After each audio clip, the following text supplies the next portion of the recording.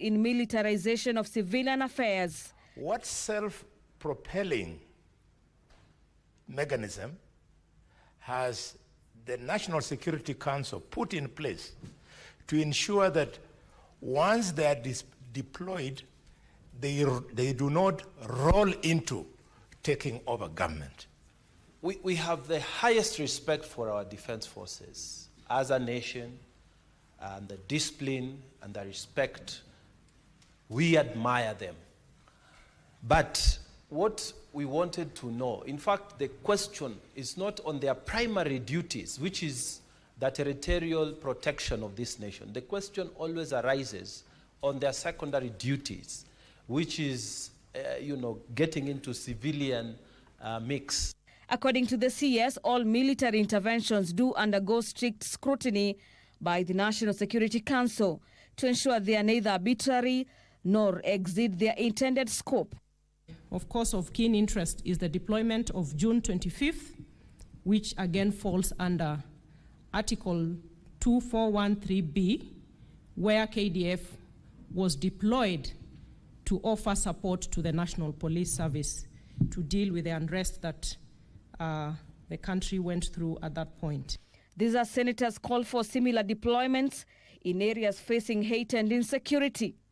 Meanwhile, the Ministry of Defense has launched investigations into reports of armed invasions in Kiunga, Lamu County. On 13th of March 2025, a heavily armed militia, believed to be Al-Shabaab, invaded a village in Mangai, in Kiunga, a village in Mangai, in Basuba ward in Lamu County, and that they were in pursuit of area chief and NPR, who helps in maintaining law and order in that area. Additionally, CS Tuya told senators the government is cracking down on fraudsters, posing as senior military officers and defrauding Kenyans during KDF recruitments.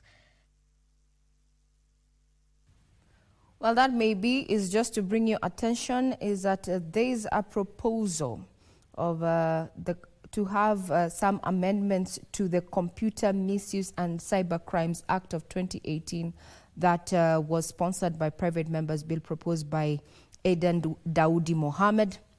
It seeks to introduce several clauses, including defining the terms such as access, asset, identity theft, and virtual accounts. This has caused quite a stir, especially Clause 3, that seeks to amend Section 6 of the Computer Misuse and Cybercrimes Act for power to block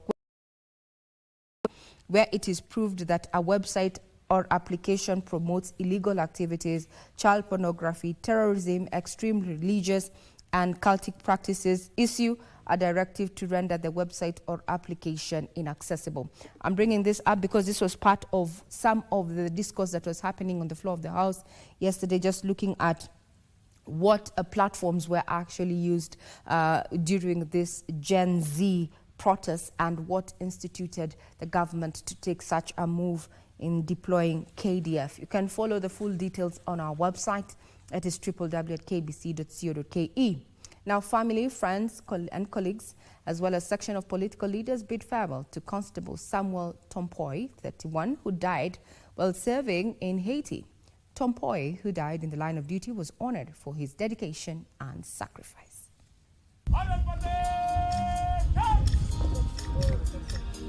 A somber mood engulfed Naserian village in Kajiado East sub-county during the burial ceremony of the late police constable Samuel Tompoi.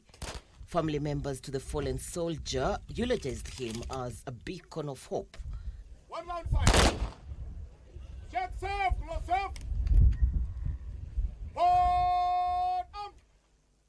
Tompoi lost his life on February 23, 2025 during a gang attack in Port-au-Prince. His commitment to duty and service resonated deeply with those who gathered to pay their final respects. A section of the political class attending his funeral, led by Wiper Party leader Kalonzo Musyoka and DAP Kenya leader Eugene Wamalwa, queried the legality of deploying Kenyan police to Haiti. our officers will be exposed if they're underfunded, if they're under-equipped. So this is what we'd like to say today, that if this uncertainty prevails, then we must consider as a nation disengagement, unless the UN takes over this mission.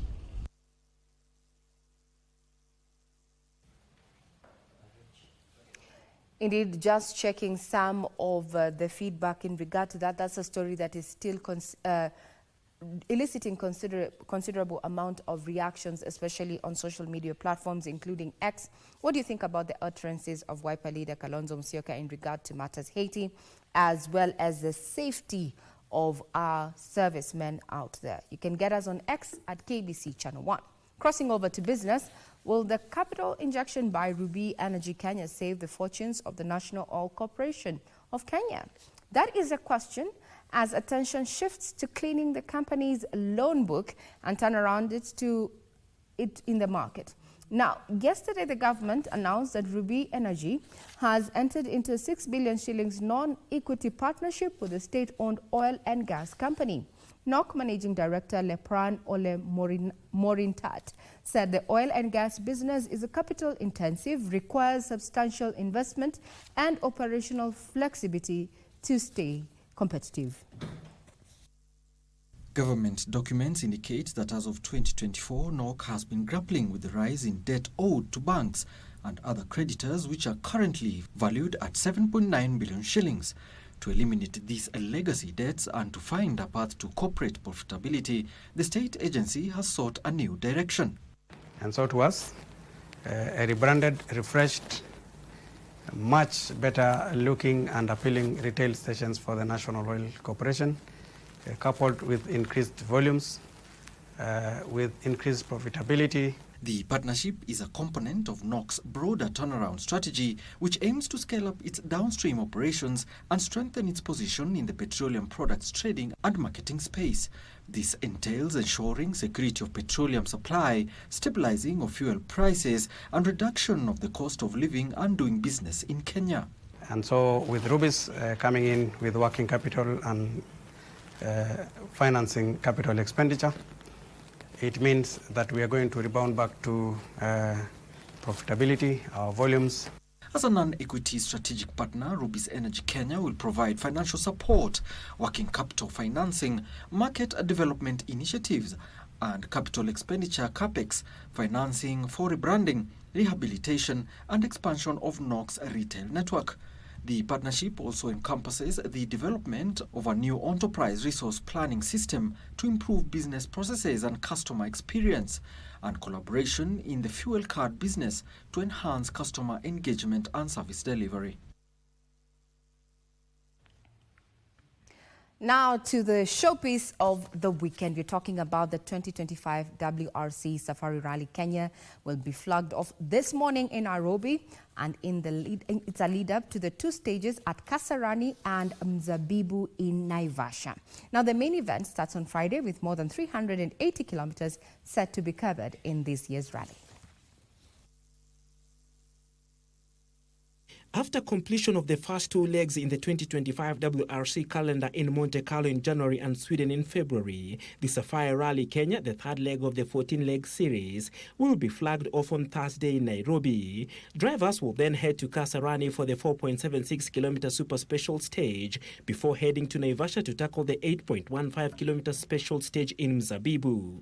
On Friday morning, the Safari Rally Kenya begins with 32.20-kilometer Camp Moran stage and then heads to 19.11-kilometer Loldia 1 stage. I think this is going to be a very successful Safari Rally this time round, and I want to urge all Kenyans to turn up in large numbers, but more importantly, we have also supported our female drivers, so we'll be looking out for our female drivers who are a real role model, for other Kenyans to also join the motorsport.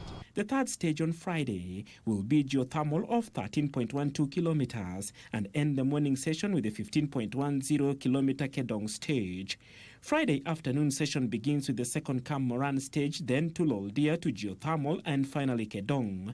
The 26.88-kilometer Sleeping Warrior will be the first stage on Saturday morning before drivers head to the 17.31 kilometers Element Taita and finally the 29.32 Soisambu stages for the morning sessions before the 3 stages are tackled again in the afternoon. Motorsport is becoming one of the key areas of talent in our country, and going forward we will see how we put in resources to develop motorsport as a talent for our young people and other drivers who would wish to participate in the rally.